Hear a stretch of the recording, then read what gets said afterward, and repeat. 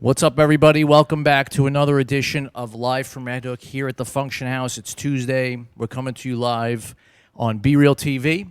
And tonight we would like to welcome our very special guest to the show, DJ Woof. What's up, man? Hey, what's up, man? A Redhook native, our first Redhook DJ. Let me just change my battery here. There's not many of us left, yeah.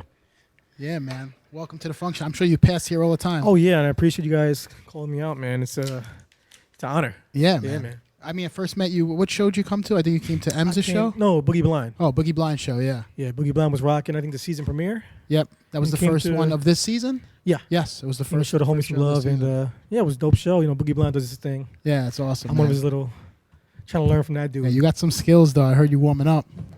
You know, I try, man. I learn from the greatest in New York, man. Well, I try to learn. You've been going at it for a long time. Oh yeah, I'm going on my 16th year. So how'd you get into DJing? Um, Coming from Redhook.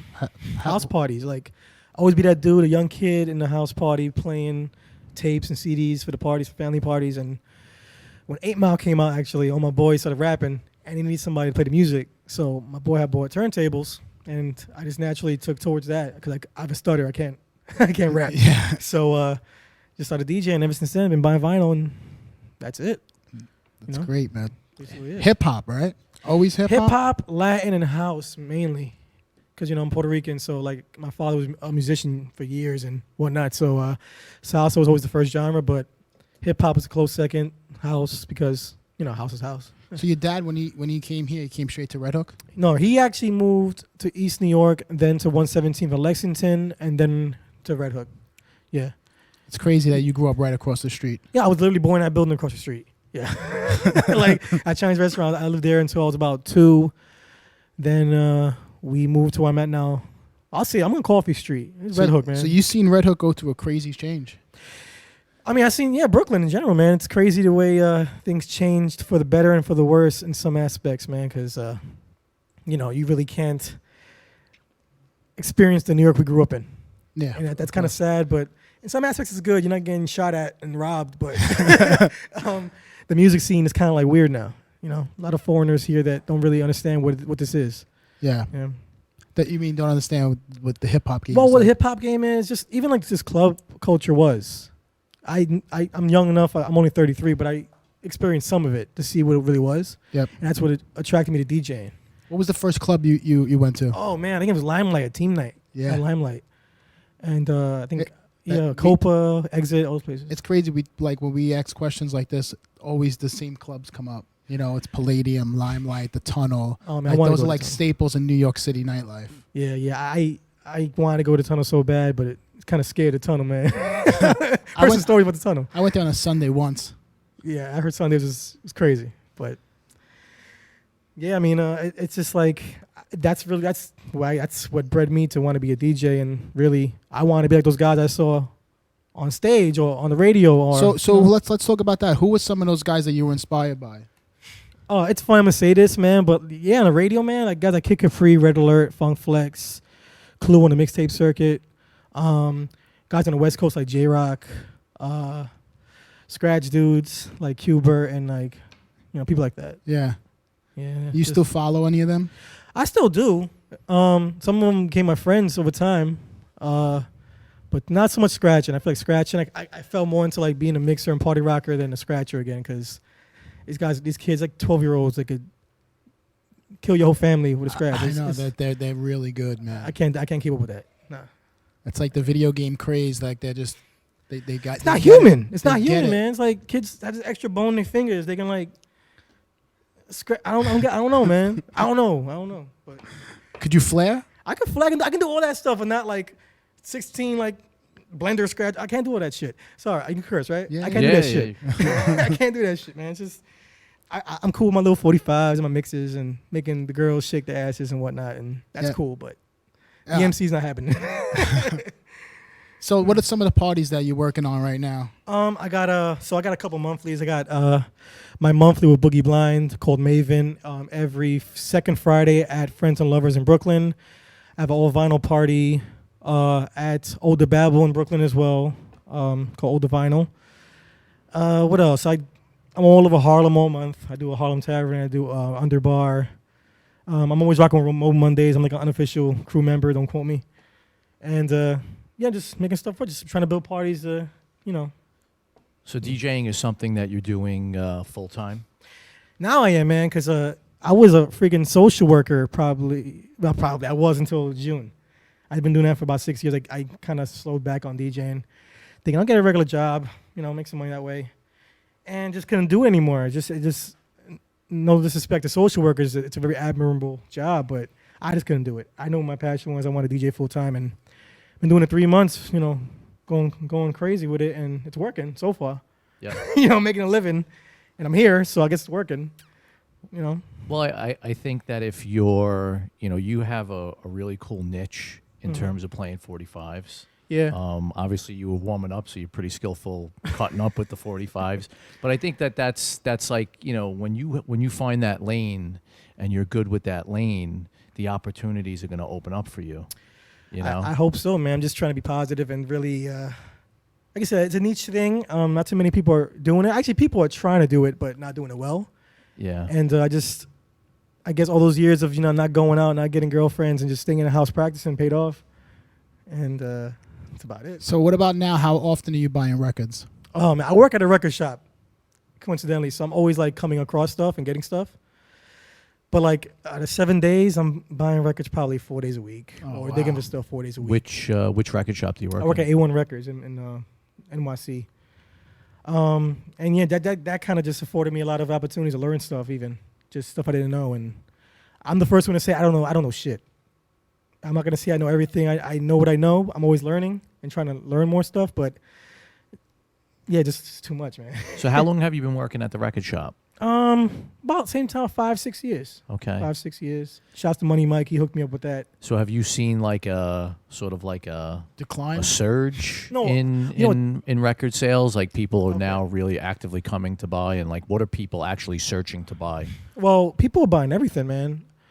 The past 5 years has been a huge surge. You have Record Store Day. You have kids, like teenagers, are into vinyl, want to get these crazy collections. And any given day, people buying everything. I feel like classic rock, classic hip hop, funk and soul, and dance music. Europeans are coming to the shop in mass to buy dance music. New York and Chicago-based dance music. Yeah. And then you hear it, in the production of music nowadays. Everybody's going back to that 80s boogie sound.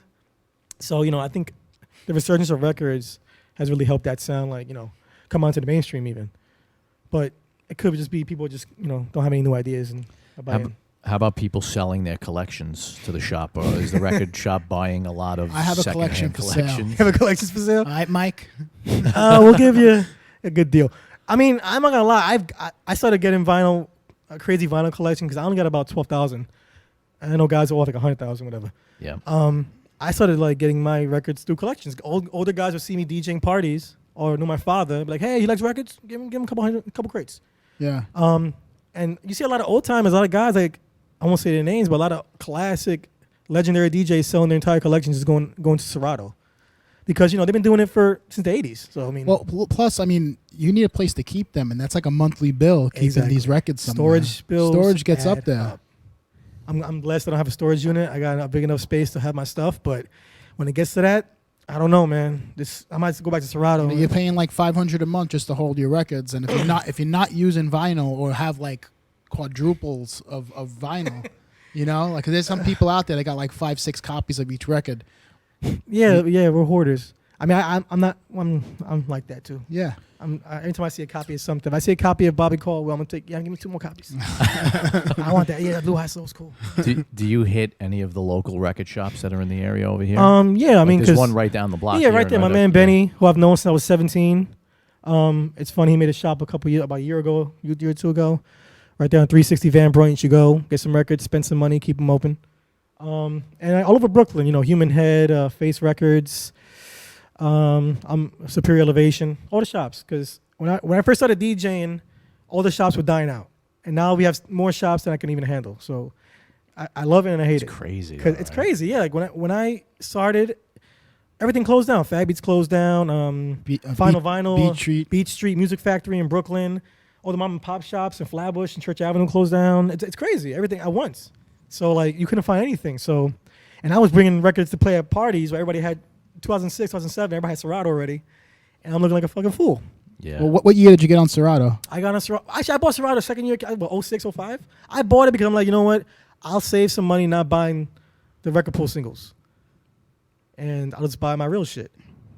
But I'm still buying everything. So, and nothing against Serato, man. I love it because I'm not that tall, not that strong, man. I can't be carrying like 20 crates of records to the freaking club. But it's not about just rocking the party with vinyl and like, oh, I can do that. It's almost like I'm bragging. I can do this with vinyl. Yeah, cool.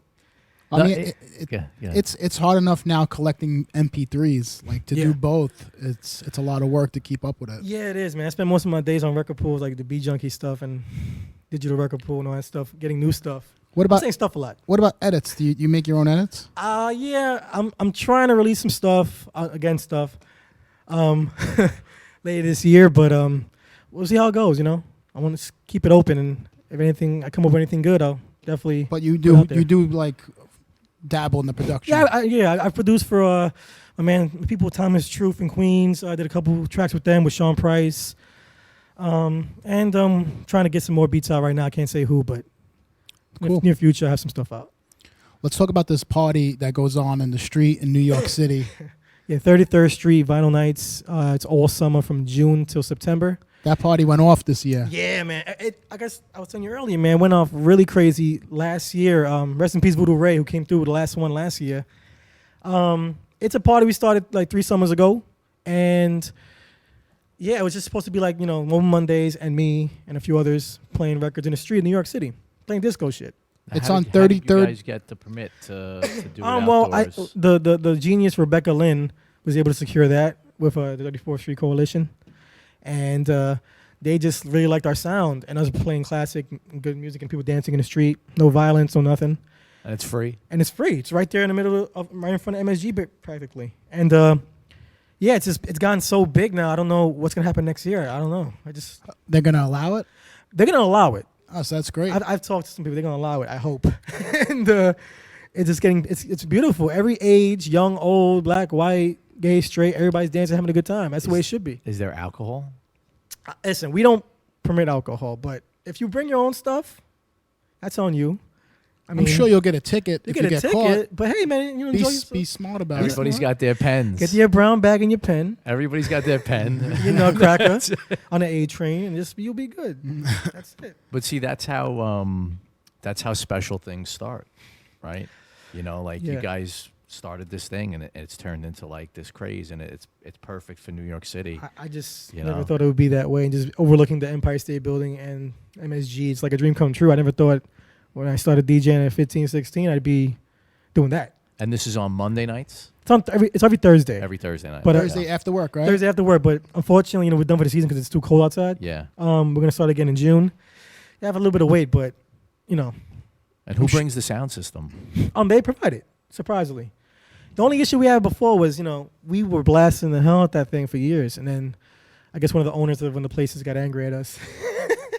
But wait, what owner of what place? Because it's in the street, right?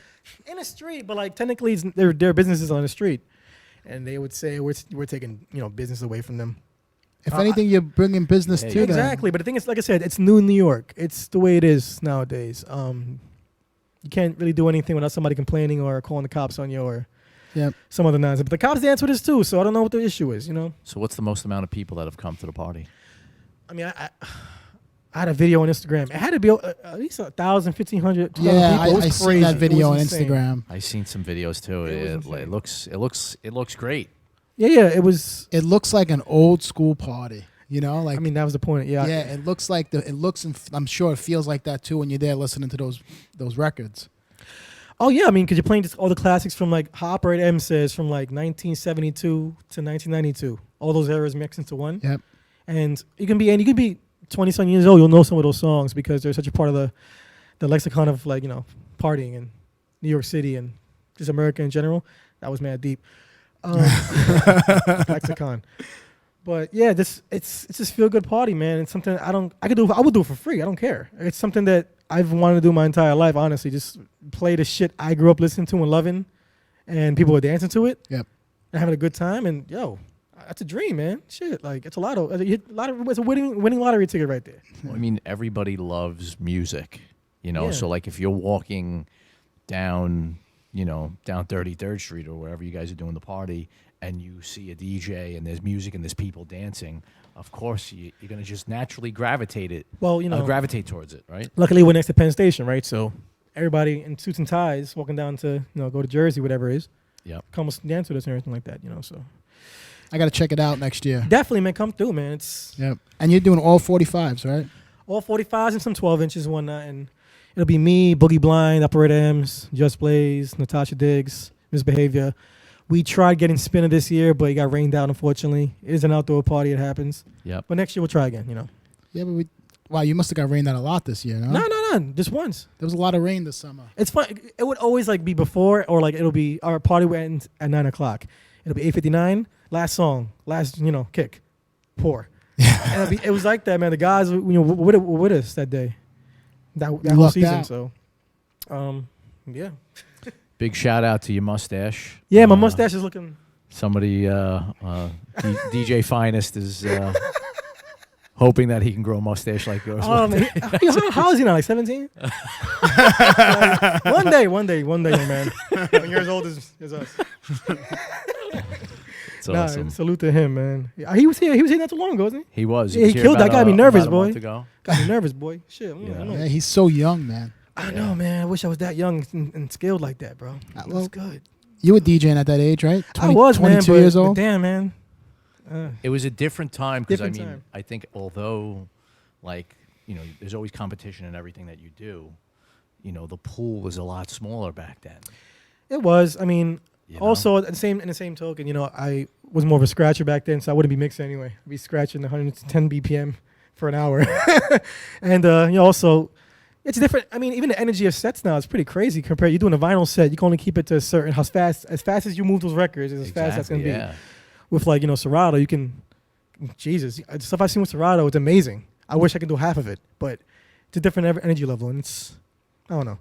I equate this more to you want to go to a rock show, see crazy solos. I'm gonna do an acoustic set. It's vibey and chill. Not chill, but you're gonna vibe out and stuff. So that's how I. So you rather play vinyl than play with Serato? I'm not saying I'd rather. I mean, if I had a choice, I most likely would. But I mean, I like playing with both. I mean, I feel like you don't lose anything from knowing everything. Technology is not here to hurt you. It's here to help you. Yep. It's not like you're selling now. It's easy. No, it's not, man. So it's a different means to the same end. Yeah. I prefer using vinyl because it's cool, just like pulling out shit that you may not know because I had to dig for it or some rare groove. Yep. And it's a crowd for that.